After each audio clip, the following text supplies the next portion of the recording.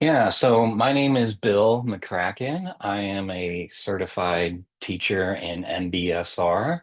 I'm also a qualified teacher in the MBCT program, and I teach the MBCT program at Brown as well as the Foundations program, which we'll talk a little bit about later. So, yeah, and I've been doing this practice of MBSR and mindfulness-based interventions for close to 30 years now. So, I'm always just really honored to meet new people as we go along, and especially people here that may have an interest in becoming teachers themselves at some point, which is what we're going to talk about today. So I'd like to kind of just start out uh, maybe a little bit more informally. And then what I typically do is I share a PowerPoint just so that we can kind of keep on track with everything. And it also has the picture of the trajectory going into the different stages of training along the way. It just makes it easier for us to follow that way. But what I'd like to really start out with is just get a sense of what you might know about MBCT already and what some of your interests are. So you can just raise your hand, or you can use the digital raising of hand and just pop in and share maybe what some of your curiosity might be around this.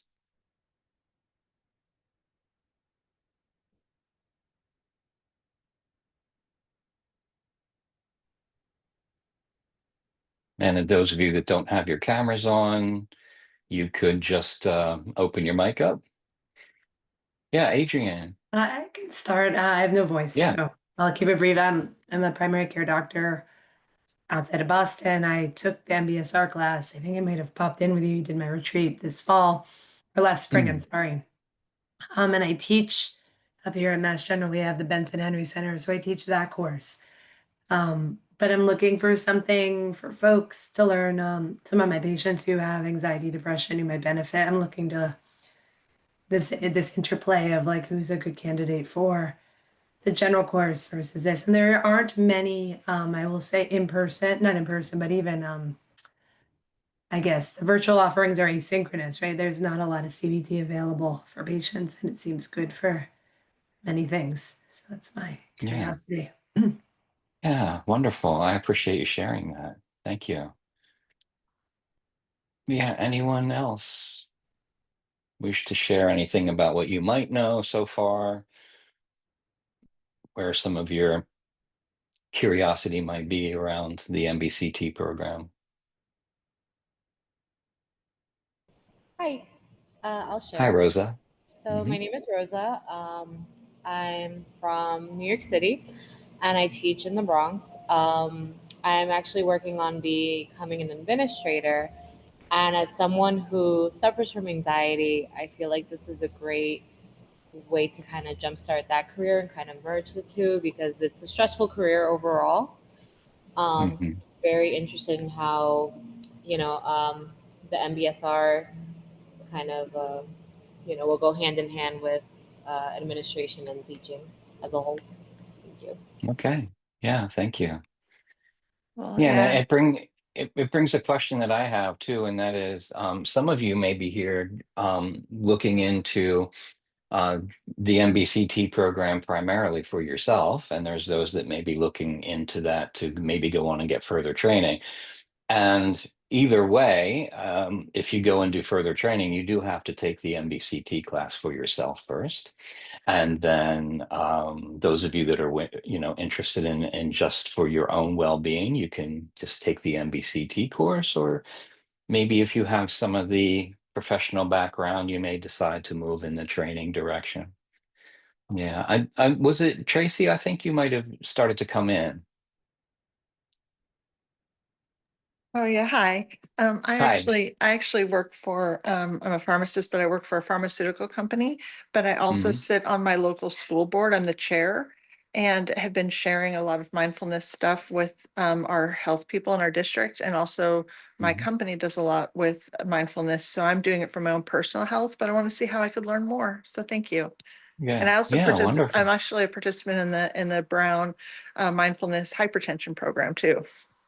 Oh, wonderful. Yeah, thank you. It's a great program. Yeah, yeah. I'll just, offer anyone else just for a couple of minutes if you want to come in and mention anything about that, or then we can just move on from there. Hi, my name is Dhanashree. Apologies, can't turn on my camera. It's pretty late out here and it's kind of drained out after a day-long work. Calling in from India, and Hmm. I work at a Big Four, and I want to move my career towards mindfulness. And India being a place where we learn all these things very pretty early, I'm curious to understand what is the scientific understanding and how this program is designed, and how I could make this more of professional, not for teaching in universities, but then to bring this into organizations and see if I can Hmm. create well-being for employees with all the work stress that they're currently going through. Yeah, no, wonderful. That's a great motivation. Yeah, thank you. All right. So if there isn't anything more, and you can, we'll have some time at the end too to field some questions, and you can always share more there too as well. Let me go ahead and let me see. I got to do this the right way here. One second. All right. So I'm going to share a PowerPoint with you. This will just really help us keep on track with everything. And it's helpful to see some of these things written out as well as me talking about it. So I'm going to go ahead, and what I typically do is I share my other screen first. So you'll see that for just a moment. Okay. And then you'll see the PowerPoint.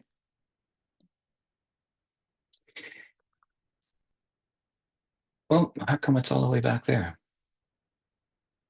Sorry about that. I had brought it all the way up to the beginning. I don't know how it jumped, but can you all see that okay? Okay, thank you. So again, my name is William McCracken, but you can just refer to me as Bill. I'm a licensed clinical social worker. I'm certified in MBSR and qualified to teach the 8-week MBCT program. And I'm teaching currently, privately. I have some MBSR classes going, and I'm also teaching for Brown, and I teach the MBCT program and the Foundations program, which is the first tier of training if you're interested in moving in the teacher pathway. So our purpose today is just going to be to understand what mindfulness-based cognitive therapy is. I mean, obviously, with the limited amount of time we have, we can't do a deep dive, but at least we'll get a general sense of what we're talking about when we refer to mindfulness-based cognitive therapy. We'll talk about the benefits of the course. We'll talk about the teacher training pathway too, for those that may be interested in that. So we're, towards the end, we're going to do some question and answer period as well. So just to give you a little bit of history, the mindfulness-based cognitive therapy program was developed by Zindel Siegel, who does teach with us at Brown in the Teacher Advancement Intensive, and then also Mark Williams and John Teasdale. And they are all still very much engaged in mindfulness-based cognitive therapy. So I think we can all be very thankful for that they're still very much engaged in what this mindfulness-based intervention is doing out in the world. So I know there's a lot on the screen here, but just to go through a couple of things, this mindfulness-based cognitive therapy was developed by the three people that I just mentioned. And I think oftentimes there's a misconception that people have that it was just something that was, created out of mindfulness, but it actually was kind of the other way around. These people were very interested in finding out why there were people that were relapsing with depression. And they had looked at people that were completing traditional cognitive therapy, and yet were still having these relapse episodes of depression. And oftentimes, if there was subsequent periods of relapses, they were getting worse. So the real initial interest was, well, what could we do to maybe prevent future relapse, or at least lessen the frequency and the intensity of these things? So that's really where they were coming from. Uh, and some of you may be familiar with the work of Marcia Linehan. Marcia has developed dialectical and behavioral therapy. And actually, she was attending, I'm not sure if it was that she was attending a conference or that she was just in communication with the three founders of MBCT. But when they were looking at the work that she was doing, she said, you really ought to reach out and contact John Kabat-Zinn and look at the work that he's done with mindfulness-based stress reduction, because there may be some things there that are what you're looking for. So they did. And what they were able to eventually do was see that this pattern of rumination that occurs usually in the relapse period of depression, the mindfulness interventions had a really good, strong way to be able to help people with that. So the research was showing that traditional CBT teaches people how to look at dysfunctional thoughts, looking at automatic thoughts, looking at core belief systems underneath all of that. And it's really, really successful and helpful for the first period of depression for people. But when people were then running into another period of depression, they were using some of those same CBT techniques and they weren't working as well. And what the research showed was that there was increased rumination around trying to look at dysfunctional thoughts and kind of looking at it from that traditional, I want to say, kind of linear sequential pattern that CBT often does.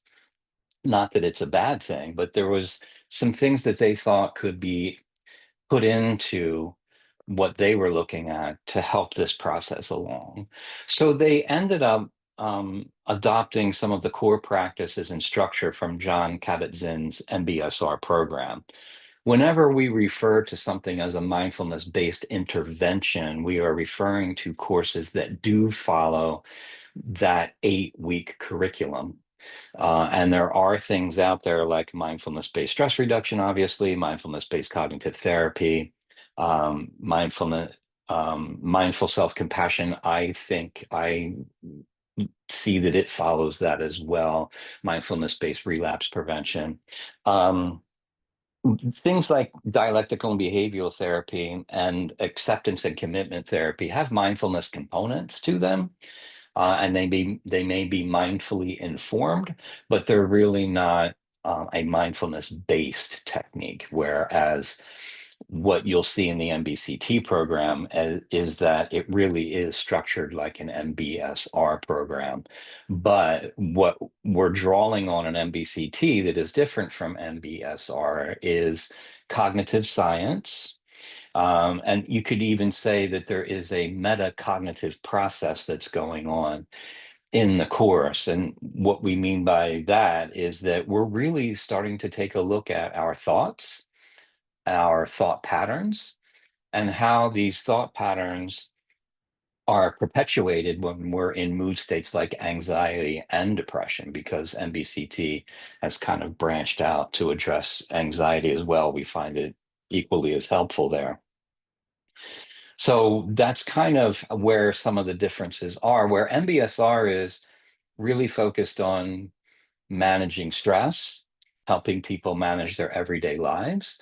MBCT is also helping people with those things, but taking a real specific look at emotions and thought patterns and how these emotions and thought patterns play out in these particular mood states. So if we look at when the first program was done, the first MBCT book was published in 2002. So it's been around now for, you know, close to 25 years. And we have a lot of really interesting research that's been going on in the field. So as I mentioned earlier, it's adapted from MBSR. It combines mindfulness training and cognitive therapy principles. And the real goal in MBCT is to help people see patterns more clearly. So I'll give you an example. In traditional cognitive behavioral therapy, you would look at a situation, and then you would look at the outcome of being in that situation. And then in the middle, you're looking at automatic thought patterns, and you're looking also at the underlying core beliefs as well. But oftentimes, CBT looks at it as kind of that linear sequential process, whereas MBCT also recognizes that when we are in certain mood states like anxiety and depression, there's more believability in the thought patterns that we have. And when we're not in those mood states, we may recognize that, oh, yeah, those are the kinds of thoughts that I have, but I don't really believe them so much. But when we're in the mood state, then they have more believability. And obviously, that can perpetuate the cycle of those mood states. So that's a lot of what we're looking at in the MBCT course. We do some of the same practices. There's the body scan, there's some gentle yoga practices, body movement practices. We do sitting meditation, walking meditation. Um, but we also look at a lot of different exercises where we can investigate the thought patterns, investigate the mood patterns more, um, explicitly in the course. Okay. So the reason for this is that we're hoping to help people recognize early signs of mood decline before it happens, right? We're not always aware that these things are happening. As human beings, with as busy as we are and the fast-paced life that we live, we're oftentimes in automatic pilot. So we're not thinking about these things. So what MBCT is doing is helping us shift from the critical thinking mode to present moment experiencing. And in that present moment experiencing, we might be more in touch with the thoughts that are happening, the kinds of thoughts that they are, the mood and the emotion that's happening, as well as body sensations, really tuning into what comes up when we're starting to feel activated in certain areas. So, some of the benefits that we see is this ability to be able to identify these things early on, as well as there being an increased willingness to be with emotions. Oftentimes, what we see perpetuates mood states is situational and emotional levels of avoidance. Because, the emotions that come up during these mood states are not pleasant. And then by trying to avoid or having an aversion to those mood states, we end up pushing against those things, which we find just perpetuates the mood state because we're really kind of overthinking or ruminating about that, which is causing more anxiety and more depression around those things. So we also notice that taking in the MBCT course helps build compassion for yourself as well as for others around you. You begin to see that other people, when they're struggling, you begin to have more insight into what's going on with them, not just yourself. And it's also really helpful to strengthen attention and emotional regulation and resilience. One of the things in MBCT that we really focus on is this idea of attentional regulation and emotional regulation. So we are going to have thoughts and we are going to have feelings, and sometimes those thoughts are getting in the way of what we want to do, but that's part of being human. And sometimes we have these emotional states. That's part of being human too. So we just want to be able to pay attention to those things more clearly. And that's a lot of what we're doing in the MBCT course. So there are some risks and challenges um, that I want to point out. I mean, anytime that you're doing any work with emotions and mood states like depression and anxiety, it could bring up more intense feelings and discomfort because you're really looking at these things closer than you had before. So oftentimes people might say, oh, when I do the mindfulness practices, I have more of this feeling. And I tend to think that actually that feeling is already there. It's just now you're bringing attention to it. You're paying attention on purpose to what's here. And so that may be a little uncomfortable, but you're now seeing the fullness of the experience of what's happening in that process rather than moving away from it or trying to get away from it, which just causes more difficulty. And there's daily home practice that we ask people to do, things like meditation and the yoga and the body scan and things like that. But there's also shorter practices too. So we have something called the 3-step breathing space, which usually can be done in about 3 minutes. 3 to 5 minutes is typical. But then we also do longer meditations that are usually about 30 minutes long.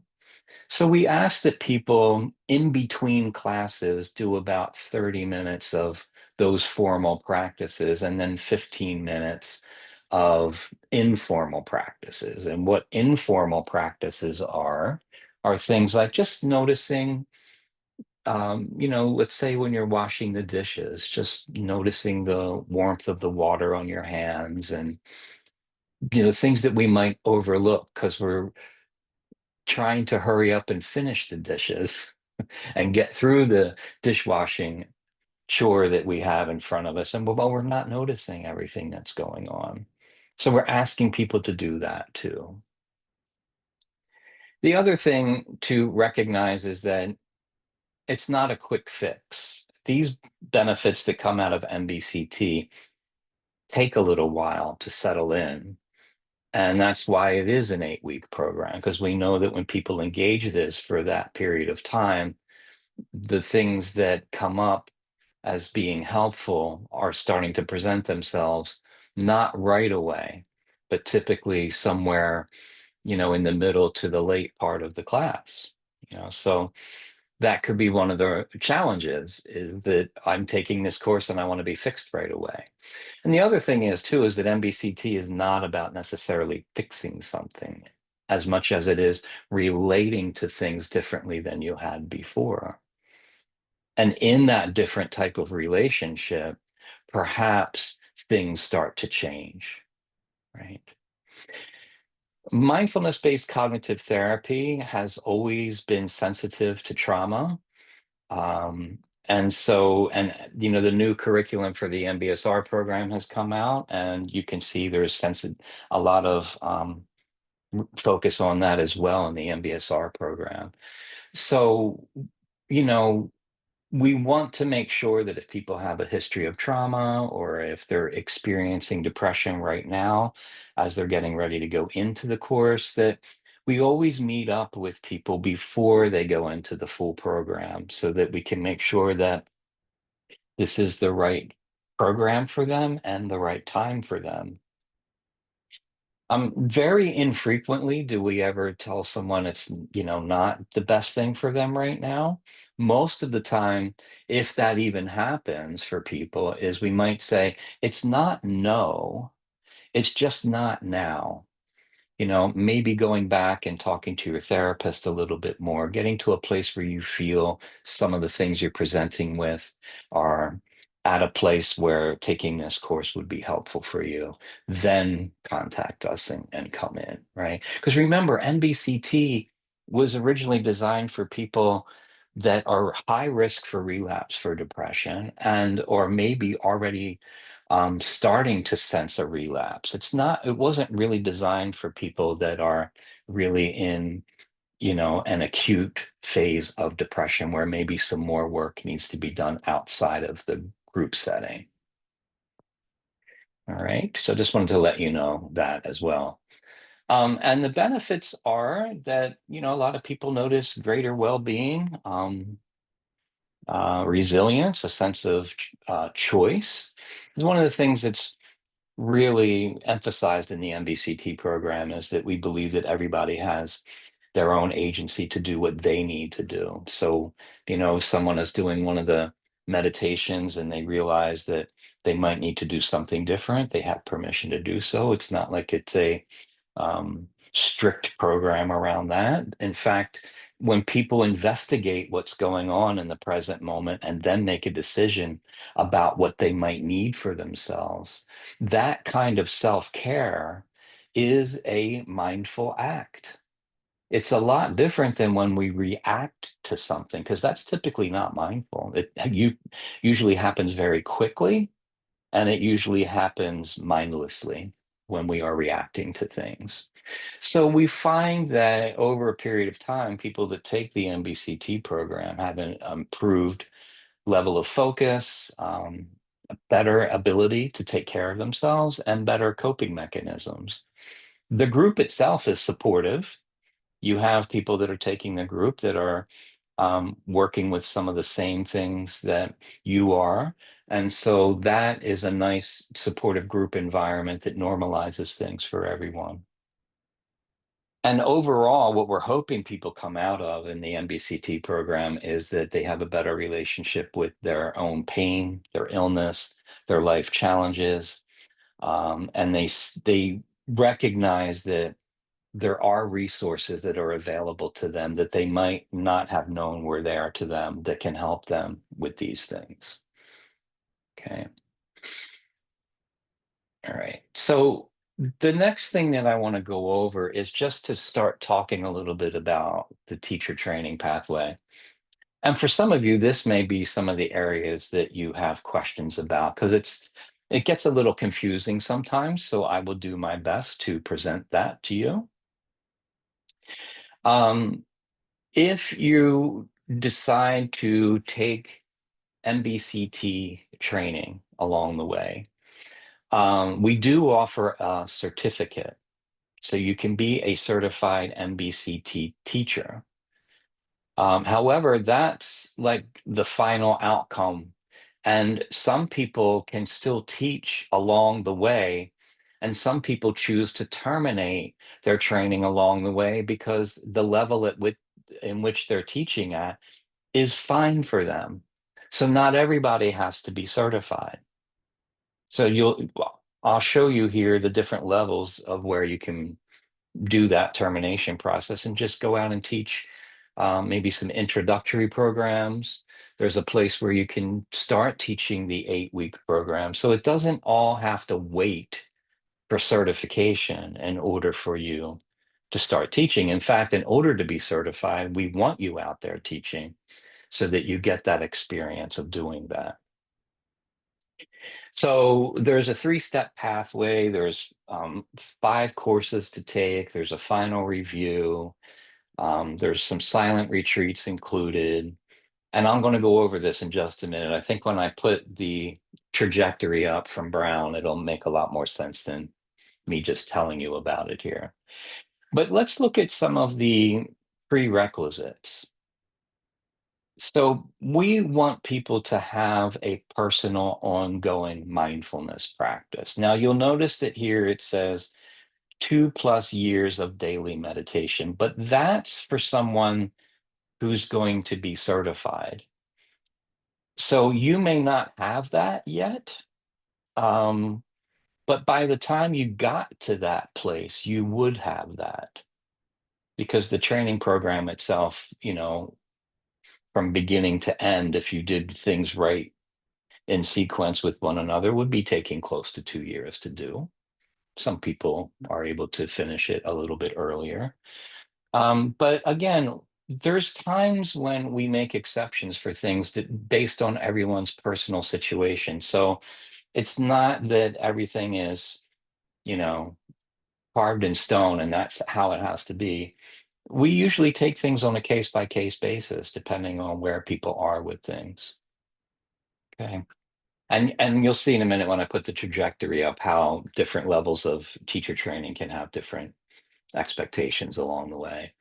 If you are going to teach the 8-week program, then you would obviously have to have a graduate degree, or at least be in the process of getting a graduate degree, and have some experience in mental health or healthcare, um, or education, but also having some exposure to cognitive behavioral therapy, whether that be some continuing education credits or if you were actually trained in any of that. Because otherwise, you don't have the CBT foundations that are going to be part of teaching any element of the MBCT course.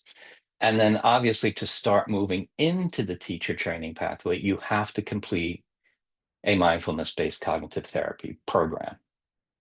And you do that for yourself. You're not taking it the first time because you want to be a teacher. You're taking it for the first time for your own benefit, and so that you can explore this from your own lived experience. Then you start moving on and taking a look at the curriculum and the structure of the program. Okay. So I'm going to show you 2 slides. The first slide is moving into the qualified teacher training pathway. And the next one I'm going to show you is the full certification trajectory. So if you look at the first part here, you have the prerequisites. You need to take an 8-week MBCT program. You need to have training in cognitive behavioral therapy, could be through an academic training or professional workshop, professional experience. And we want to see people developing this 2 years of personal practice. Okay. Then you can go into foundations. And foundations is the first training course. And what happens in foundations, when you sign up for foundations, you also are signing up for another MBCT program.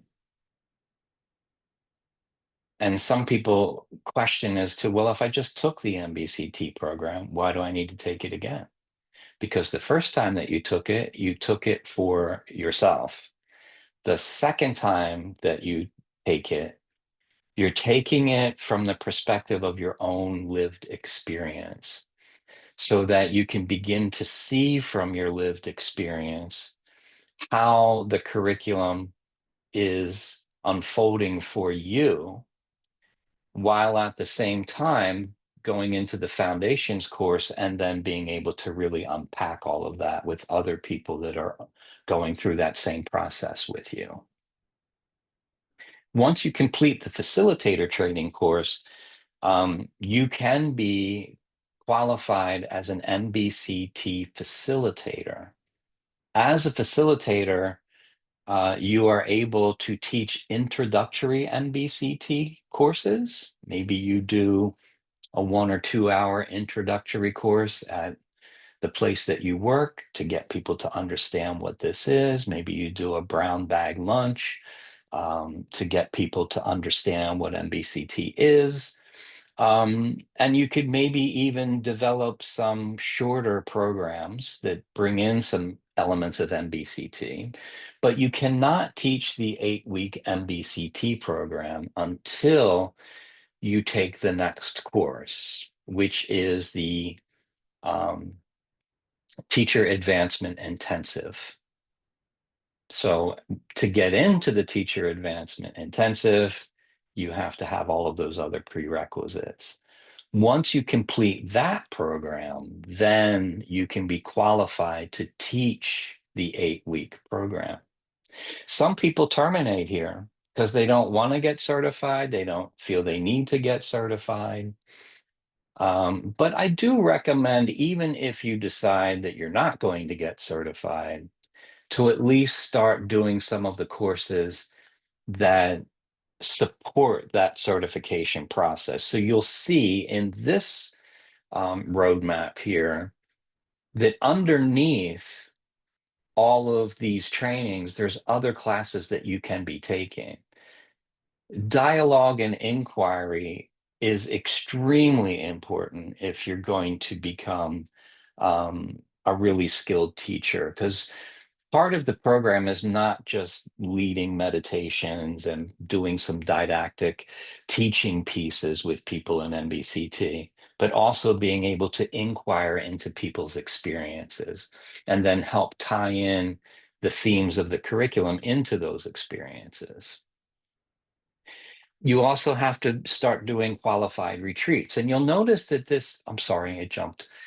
You'll notice that this bar here on the bottom extends all the way from foundations out to certification, because you really can start taking this along the way, right?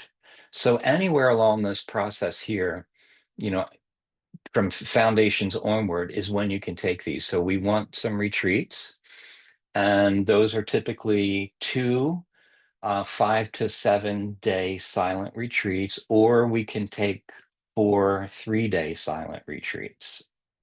Okay. We also have the Insight Inside Us retreat, which can be taken as the first, second, or third retreat. We offer that as well. So those are really great things to take as you're developing your skills as a mindfulness teacher in MBCT. You'll notice that after you take the TAI, that the next thing that happens is you start having mentoring from a senior teacher. And you have to be teaching MBCT, because the part of the mentoring that's going on is processing the courses that you're teaching, getting feedback from your mentor in areas that you can further develop and work on, getting some feedback of things that you're doing correctly. So it's really a growing period here. And then once you get all of these prerequisites done at this point, you will have a certification review. And so you have to submit something equivalent to a portfolio that looks at your course outlines, it looks at your recordings of your guided meditations, getting feedback from students who have, or participants who have taken your course. And then if that all kind of falls into place and you're continuing to teach, a few more MBCT programs, you can get fully certified at that point. So that's, basically how the trajectory works. So I'm going to go ahead and stop my PowerPoint right now, um, and just see if you have any questions, because I know I gave quite a lot of information here, but we are trying to squeeze a lot into a short period of time. So any questions that you might have about that, I'll do my best to answer those.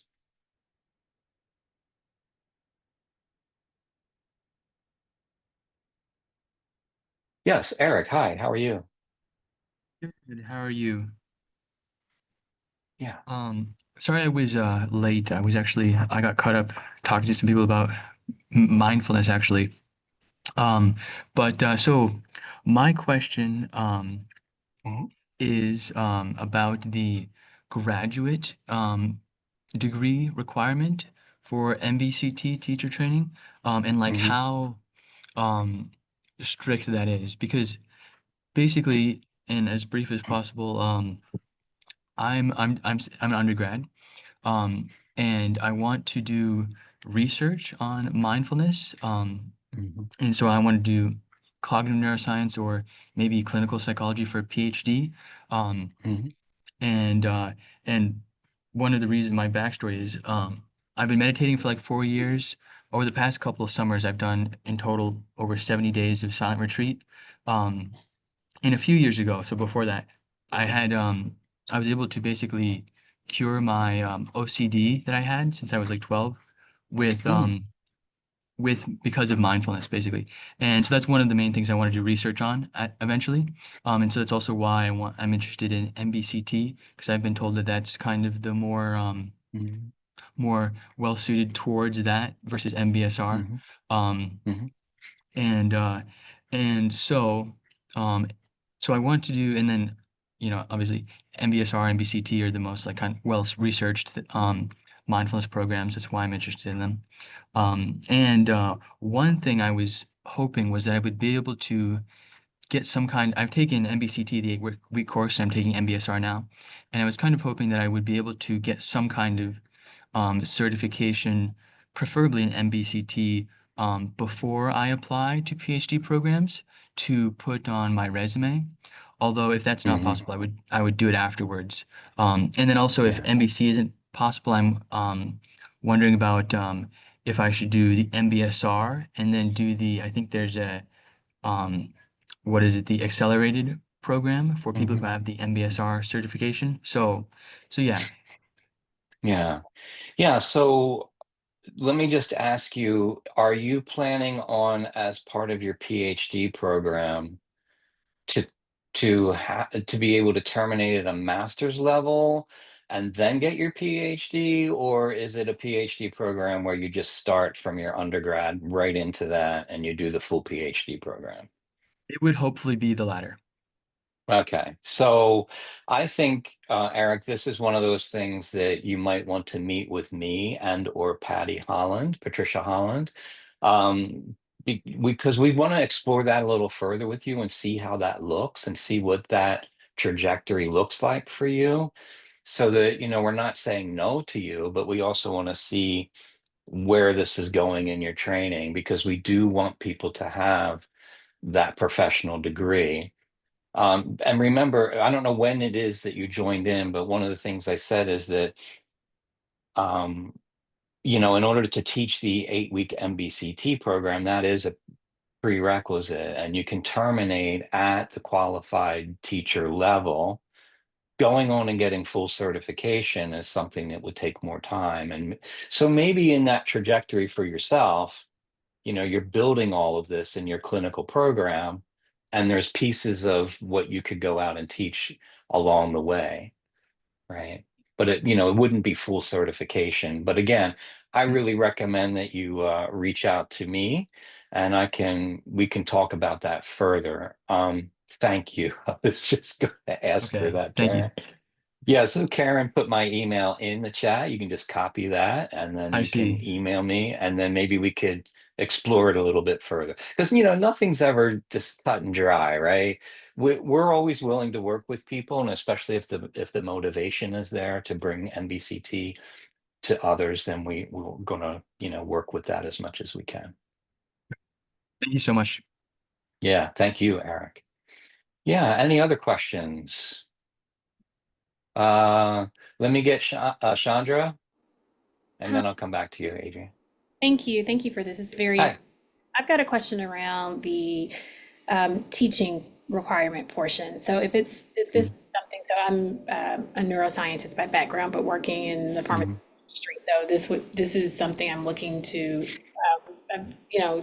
yoga instructor, meditation, those types of things as well is something I've been doing, but really trying to figure out the best path to incorporate this, more formally into something Mm-hmm. new is my point. So is there assistance with teaching opportunities offered, or is that something that you would need to have already on your own, or already be teaching in some capacity that you're able to introduce this work into the work that you're doing? Is that clear? My ask. Yeah, so tell me a little bit more about you. So you're doing pharmacy right now, and you're doing some research around some of these things. No, so they're separate, part and parcel. So Okay. yeah, Okay. my pharmaceutical work is I'll call it my day job, Okay. and then the more wellness, mindfulness, yoga work that I'm doing is something separate. Okay. So Hmm. that's a building, something that I'm building still. And Right. this really does, kind of is a nice merger of my training, my more traditional training, and then the work that I've been learning and training, which is what drew me to this. But that's still a bridge I'm building, is my point. And so, Yeah. yeah, so I wondered about, I know there's a time component where that could be, there's time in between. So maybe there's time to, really lean more into what that looks like so that there is a forum already. But I guess I'm asking if there is not a forum already, if you don't already have client base, for instance, then is there assistance with finding teaching opportunities or opportunities to do this work? Is that a part of the program? Placement, for lack of Yeah. Yeah. So finding participants to be able to teach the program and get the experience. two. So, yes. Yeah. Yeah. So that, um, people really have to do that on your own. So we can help you along the way, thinking about reaching out to people, who you could target to get people to do this. But yeah, we're not like sending people from Brown to you. So yeah, everyone's kind of on their own to be able to, get people to come into the programs, which isn't really hard to do because it's pretty popular. And once you start getting out there and reach out to people, you'll find that people are interested in doing that. Yeah. Did I answer everything, Chandra, or was there still a part of it that I didn't answer? I think so. What I'm really asking about is, so for instance, I know that there's a requirement to teach, of course, like you mentioned, like at your place of work or brown bag. Or is there assistance with identifying those opportunities? So for instance, Yes. I not want to do that at my work, at my place of work. Yes. But I wanted to have a forum. That's what I'm asking. Okay, thank you. Yeah, yeah, yeah. So when you do foundations, part of what you're doing is you're actually starting to develop what that program would look like. And we'll talk a lot about how you could bring this to the people that you're already thinking of doing this with, right? And so that there's a lot of opportunities to be creative around that for you in foundations. Yeah, yeah, Thank you. sure. Yes, Vera. Hi, thank you so much. I work at a rehabilitation center for drug and alcohol abuse here in Los Angeles, and Mm-hmm, I do sound healing. I do sound healing and kind of basic meditation, but I want to expand mm-hmm, my practice and add mindfulness to what I do. And mm. my questions are, what are the career opportunities once you get certified? What is an what is earning potential and the places that you can work um, at as a certified mindfulness practitioner? And also, you were mentioning that there's a foundations course, and after that foundations course, you can also start teaching. Um, but you don't really get a certificate. Would you get any kind of proof that you completed foundations practice? I mean, the program. And also, are the prices different? The price that you pay for foundations course versus the full course? Yeah, there are difference in prices. And Karen, maybe you can help out with that too while I'm answering the other parts of the question.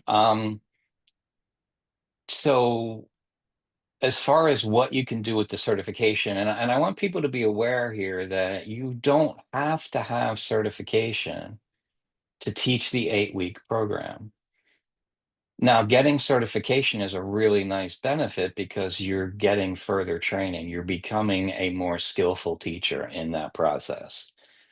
But it wouldn't make any sense to have everybody waiting around until they were certified to begin teaching the 8-week course because one of the certification requirements is that you're out there teaching the 8-week course. Okay. Um, so keep that in mind that you're not waiting for certification. After foundations, you get a credly badge from us that tells people that you are a mindfulness facilitator. Now, an MBCT facilitator. Now, that facilitation is to just do some intro courses on mindfulness-based cognitive therapy. You're not teaching the 8-week program. You cannot teach it at that level. If you go on to the teacher advancement intensive and complete that course, then you get a badge that says that you are qualified to teach the 8-week program. And then, as far as where you could take that, I mean, there's really kind of what I feel as being unlimited possibilities. You can do this on your own privately.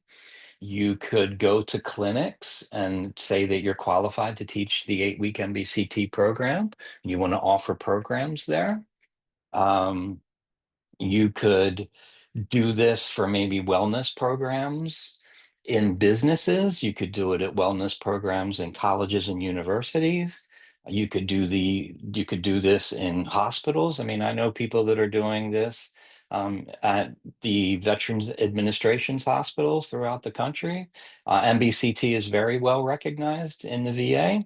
So you've got like all these different possibilities that are out there. So I don't know if I'm fully answering your question about that, Vera. Yes, yes, very that really helps.